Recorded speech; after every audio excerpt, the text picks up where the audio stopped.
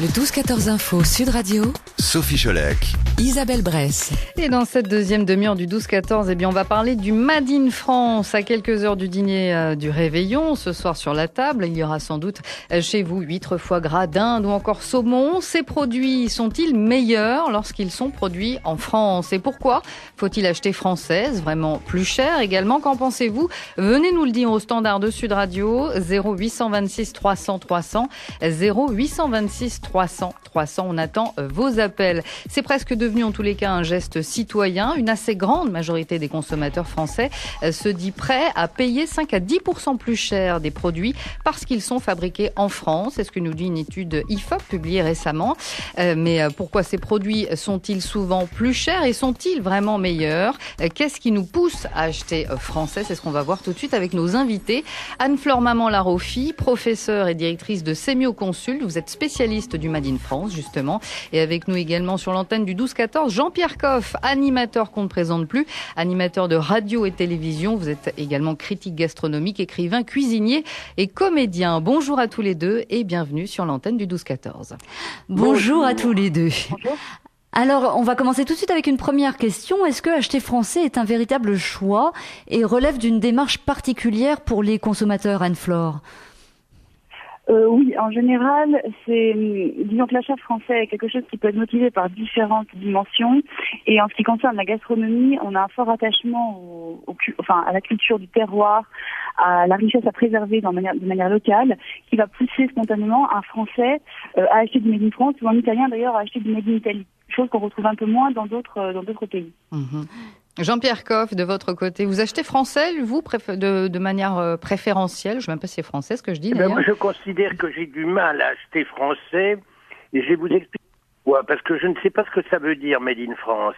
N'oubliez pas qu'il y a un règlement européen qui est un règlement scandaleux qui dit qu'un produit étranger transformé en France devient un produit français. Alors quand j'achète Made in France, j'achète quoi? J'achète un produit chinois qui a été transformé en France et qui peut s'appeler Made in France, ou bien est-ce que j'achète un produit complètement français? Voilà ce que le législateur oublie de nous préciser. Donc c'est purement marketing selon vous alors? Et je suis étonné que tout le monde tombe dans le panneau du Made in France, alors que monsieur Montebourg, qui a lancé cette affaire, aurait mieux fait de réfléchir et de tourner sa langue cette fois dans sa bouche avant de lancer ce truc-là. Il fallait faire sauter cette loi inique à Bruxelles avant de parler Made in France. Anne-Flore Maman-Laroffi, le Made in France, finalement, il n'est pas si Made in France que ça. De plus en plus de labels qui valorisent non pas simplement Made in France, mais Made in encore plus local. Donc notamment, on va revaloriser les AOC sur l'agroalimentaire, on va valoriser un Made in Périgord, un Made in Calais, un Made in Caen. Enfin, on va aller sur des choses qui sont encore plus micro-locales, parce que là, la dimension de présenter M. Coff juste avant est un peu plus limitée. Voilà, en tout cas. Dans la tête du consommateur. Je ne prends pas la perspective légale, je prends la tête du consommateur. Ce que vous dites est très sympathique, madame, mais si vous avez un foie gras qui arrive dans le Périgord ou dans le Gers et qui est transformé en conserve de foie gras, il peut devenir foie gras français. Donc le Made in Périgord, c'est rien. Et d'autre part, permettez-moi d'attirer votre attention sur le fait que le Made in France à l'exportation, ça a effectivement un intérêt si c'est fabriqué, produit en France. Je pense que Product of France aurait été une meilleure formule que Made in France. Pourquoi? Par rapport à ce règlement. Et en plus, est-ce que vous croyez qu'aux États-Unis, le Made in Périgord ou le Made in Lorraine, ça va faire générer du commerce? Moi, j'ai des doutes, malheureusement. Non, sauf qu'il y a un petit drapeau bleu blanc rouge à côté ou un A en forme de tour Eiffel à la place du A de Lorraine. Si vous allez en Chine, d'ailleurs, c'est ce qu'ils font.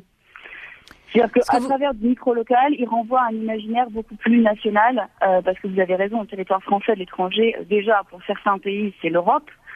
La France est plus compliqué, mais il y a quand même un certain imaginaire autour du fabriqué en France, produit en France. Vous avez raison en termes de juridiction, il y a un flou qui existe, et d'ailleurs dans lequel le consommateur demande une clarification aujourd'hui, parce que c'est vrai qu'il est un peu perdu et il comprend plus très bien. Donc c'est vrai qu'il y a une clarification de texte à faire. Mais l'instant où on défend le Made in France, obligatoirement on est d'accord avec cette législation inappropriée. Oui, mais si vous défendez le Made in France, c'est aussi en Europe. Donc on peut pas non plus faire n'importe quoi. Moi, madame, je trouve formidable le travail que fait la Sopexa, par exemple, à l'étranger, en faisant la promotion des produits AOC, notamment des fromages. On ne vante pas assez dans ce pays tous ces produits qui font un énorme carton dans le monde. Je pense à la crème française, la double crème d'Isigny ou du Poitou-Charentes, qui est en train de faire un malheur, parce que tous nos chefs qui sont en train d'aller travailler à l'étranger et de porter la cuisine française au plus haut niveau utilisent de la crème et du beurre. Ça, c'est en train de faire un carton grâce, entre autres, à la Sopexa et aux appellations d'origine contrôlée. Moi, depuis 40 ans, je défends les AOC, mais le Made in France, j'ai vraiment du mal compte tenu de ce règlement. Jean-Pierre Coff, vous, quand vous achetez vos produits, là, concrètement, ce soir, c'est le réveillon, j'imagine que vous allez organiser un dîner, ou pendant les fêtes, vous faites régulièrement à manger. Vous n'êtes donc jamais sûr, même quand vous achetez aux producteurs, etc., que c'est fabriqué complètement en France? C'est ça que vous êtes en train de dire? Si, écoutez, moi j'ai été acheter mes produits sur le marché d'Asnières. Il y avait là un éleveur du Gers. J'ai acheté un chapon là. Je sais que c'est lui qui l'a produit parce que j'ai confiance en ce type, alors que j'ai pas confiance forcément en un produit manufacturé. C'est un type qui était un éleveur.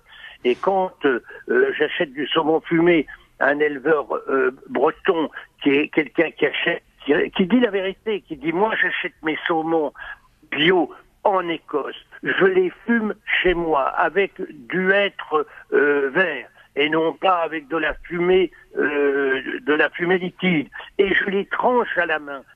C'est la différence entre un saumon tranché à la main et un saumon tranché à la machine. Tranché machine, c'est quand le saumon a été congelé. Donc je sais exactement ce que j'achète. Il y a une formation du consommateur qu'il est indispensable de faire pour que le consommateur arrête de se faire arnaquer d'un bout à l'autre de ses courses. D'accord. Eh ben, on va continuer à en parler, Jean-Pierre Coff. Il faut qu'on marque une petite pause publicitaire. On en reparle juste après. Vous restez avec nous. Anne-Flore Maman-Laroffi également, professeure des grandes écoles et directrice de Semio Consult. On se retrouve dans un instant. À tout de suite. Le 12-14 Info, Sud Radio. Sophie Cholec. Isabelle Bresse. Nous sommes de retour dans le 12-14 Info et en ce jour de réveillon, nous parlons du Made in France. Nous sommes avec Anne-Flore Maman-Laroffi, professeure et directrice de Semio Consult. Également avec Jean-Pierre Coff, qu'on ne présente plus. Nous étions en train de parler justement du fait d'aller voir directement le petit producteur avec Jean-Pierre Coff pour être sûr et certain que nos produits arrivent bien de France, ont bien été élevés en France, etc. Jean-Pierre Coff nous disait qu'il tranchait lui-même le saumon parce que quand c'était déjà pré-tranché, c'était souvent des produits surgelés. Mais Jean-Pierre Coff, est-ce que lorsqu'un produit est vraiment produit en France, que vous allez directement l'acheter à l'éleveur, etc., est-ce que c'est vraiment la garantie que c'est meilleur au goût et meilleur pour la santé d'ailleurs? Par exemple, prenez l'exemple du foie gras, puisque ça nous intéresse tous en cette période. Oui. Moi, je trouve qu'un foie gras, garantie du Sud-Ouest, contrôlé par le CIFOC, qui est l'association de tous les producteurs artisanaux de foie gras.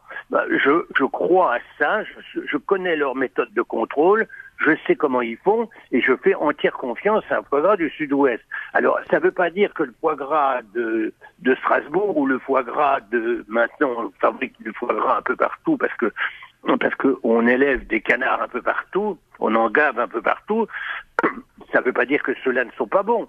Mais moi, j'aime bien des garanties. Par exemple, le vin, une appellation d'origine contrôlée, ça me rassure. Parce qu'il y a des contrôles quand même. Et ce qui manque un peu depuis la disparition de la DGCCRF, c'est les contrôles très stricts et vraiment fréquemment renouvelés, aussi bien dans les magasins que dans les usines. Anne-Flore Maman-Laroffi, je voulais revenir sur la marque, si j'ose dire, Made in France. Est-ce qu'on a des chiffres sur ce que ça représente dans l'économie, le poids? Anne-Flore Maman-Laroffi. Il a évalué parce que il n'existe pas de marque Made in France. C'est-à-dire qu'il existe un label pour les produits manufacturés qui s'appelle Origine France Garantie, qui est assez récent, qui donne des garanties aux consommateurs. Par contre, il n'y a pas c'est trop récent pour avoir un retour chiffré sur le retour sur investissement, si vous voulez, d'apposer ce logo. Donc c'est un peu compliqué d'avoir des chiffres. Ce qui est sûr, c'est que quand quand on pousse le Made in France dans sa logique telle que l'a décrite M. Coff, c'est-à-dire que vraiment sur du local, là, on voit tout de suite un impact sur l'économie locale, en fait. C'est-à-dire que quand vous avez des consommateurs locaux qui consomment ce qui est produit localement, de facto, on a un impact immédiat sur l'économie de la zone concernée. Voilà. Donc, mais chiffrer ça concrètement est très compliqué parce qu'on est sur une marque. Or, le calcul de ce qu'on appelle l'image de marque, etc., sont des choses qui sont plus qualitatives que quantitatives, en fait. Le retour chiffré peut avoir lieu 5-10 ans plus tard. C'est pas quelque chose qui est immédiat. Alors, oui, et en plus, ça doit, étant donné le peu de clarté de la définition d'une Made in France dans le décret, je ne vois pas comment on pourrait vraiment articuler un chiffre. Mais ce qui est certain, si vous voulez, c'est qu'actuellement, ce qu'on trouve sur les marchés de Noël, moi je suis donc parisien, enfin même si je vis à la campagne, mais j'ai fait un tour sur le marché de Noël sur les Champs-Élysées. C'est la honte de ce pays. Hein. Il faut dire à la maire de France, à la maire de Paris, que c'est le déshonneur de ce pays, ce qu'on voit là-dessus. Pourquoi ? Ça, il n'y a rien de Made in France. Alors ça, pas un produit n'est fait en France. Tout vient de Chine, de Taïwan, de Japon, de je ne sais où. C'est pathétique, vraiment, je trouve ça honteux. Alors qu'il y a des salons, notamment je pense à la Cisca à Toulouse, qui est un salon exemplaire sur tout ce qui est produit dans le Gers, dans la région du sud-ouest, et c'est un remarquable salon qui devrait être un exemple pour... Oui, ce marché de Noël, effectivement, fait polémique exactement pour ces raisons-là, Jean-Pierre Coff. Alors, Jean-Pierre Coff, justement, on est le jour du réveillon, les gens vont aller faire leur dernière course de Noël pour ce soir. Quels conseils est-ce que vous pourriez leur donner pour qu'ils achètent des bons produits et forcément pas plus chers qu'ailleurs ? Qu'est-ce que vous pouvez leur conseiller ? Je leur dis aller chez un charcutier, acheter une blanc. Oula, on vous entend très mal, Jean-Pierre Coff. On vous entend très mal. Alors, on va peut-être essayer de vous rappeler pour mieux vous entendre, pardon. Anne-Flore, maman Laroffi, quelques conseils, tiens, pour nos auditeurs qui vont faire leurs courses, comme le disait Isabelle. Est-ce que ça coûte plus cher ? Est-ce que ça coûte plus cher, Anne-Flore, pardon ? Alors, ça va dépendre des catégories de produits. Tous les produits ne coûtent pas plus cher, mais je dirais le lien est plutôt le lien qualité-prix. C'est-à-dire que plus vous avez un produit de qualité, en général, plus il va coûter un certain prix. Et plus on va aussi aller vers des produits frais, plus ça risque d'être cher par rapport à un produit à longue conservation.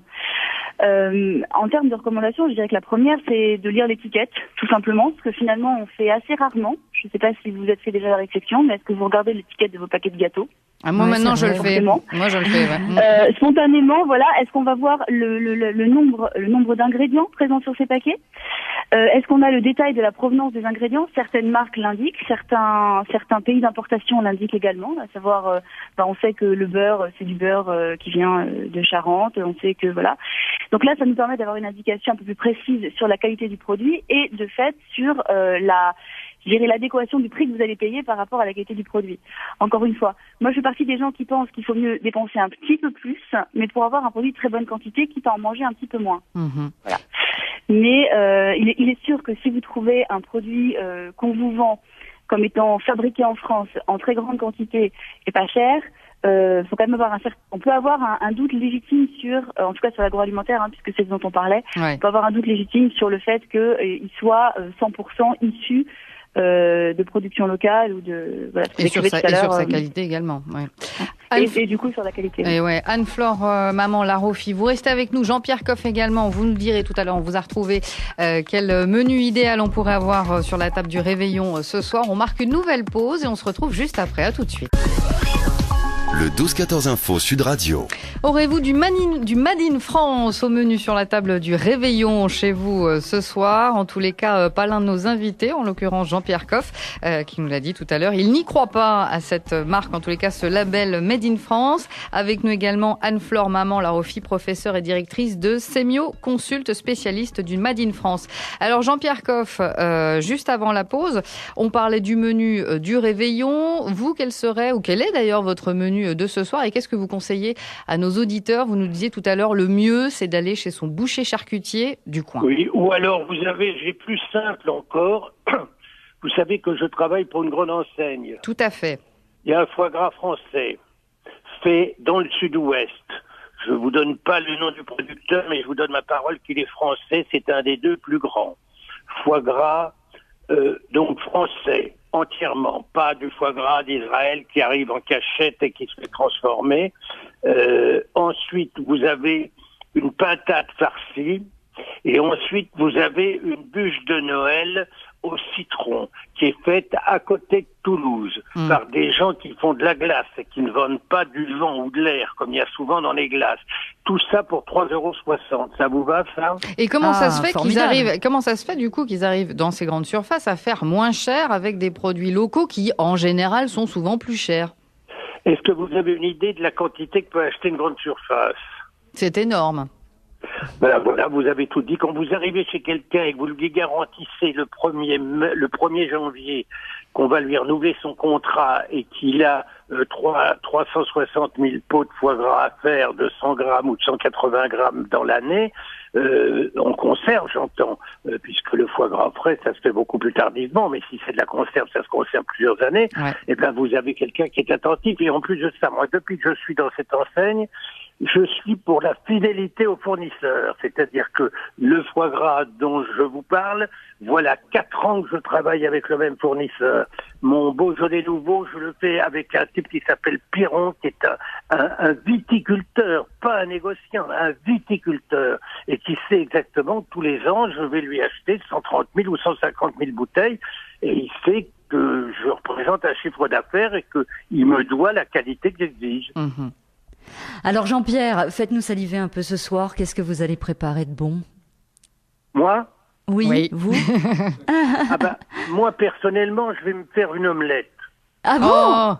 Une omelette de Noël. Allez, il y a l'omelette de Pâques, faites l'omelette de Noël. Alors, je suis quelqu'un de très sympa. Je fais un réveillon de Nouvel An tout le temps, où je reçois ce que j'appelle les chiens perdus sans collier, c'est-à-dire le malheureux qui a été abandonné par sa femme ou vice-versa, la femme qui a été abandonnée par son mari. Ils sont tous seuls, ils viennent avec leurs mômes, on fait une grande table, tout le monde vient, on se raconte pas de malheur, on vit l'année 1915 qui va arriver. 2015 qui va arriver. Oui, parce que 1915. Un siècle. Vous êtes trompé d'un siècle.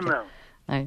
On est dans le demain, on n'est pas dans hier. Hier, on a été trompé, tant pis, l'année prochaine, ça n'arrivera plus. Voilà ce que je fais. Et le soir de Noël, je me couche. D'accord. Et Anne-Flore, vous, qu'est-ce qu'on va retrouver sur votre table de réveillon ce soir? Alors moi c'est plus compliqué parce que je suis en Italie, donc j'ai un peu moins de produits locaux français pour le coup à disposition. Mais moi je suis très crustacés, fruits de mer. Et par contre après le dessert traditionnel italien qu'on trouve facilement chez eux, donc panettone ou la bûche de Noël qui est faite à l'ancienne. Moi j'aime bien le côté un peu nostalgique, vous savez les vraies bûches avec le petit Père Noël dessus, enfin bon, à l'ancienne. Voilà. Avec la petite scie, le petit sapin, ouais. Jean-Pierre Coff, absolument. Quand je vous entends, chère madame, dire j'aime les crustacés, ça m'embête beaucoup parce que vous n'êtes pas sans savoir, vous êtes trop affûtée, trop compétente pour ne pas savoir que c'est pas la saison des crustacés. Alors quand je vois des enseignes... Il y a les Saint-Jacques quand même. Oui, mais vous avez vu... Oui. Ah non, mais vous avez vu le prix des Saint-Jacques. On ne peut pas recommander les Saint-Jacques en ce moment au prix où elles sont. Et quand je vois des grandes enseignes qui vous offrent un homard canadien contre 3 achetés déjà cuit, quand, comment, il y a combien de temps, voilà ce qui m'intéresse moi là-dedans. Tout ça pour 4,50 €, je suis littéralement révolté et scandalisé. C'est pas la saison. La saison du homard, c'est juillet, août. Donc c'est forcément pas des bons produits, c'est ça?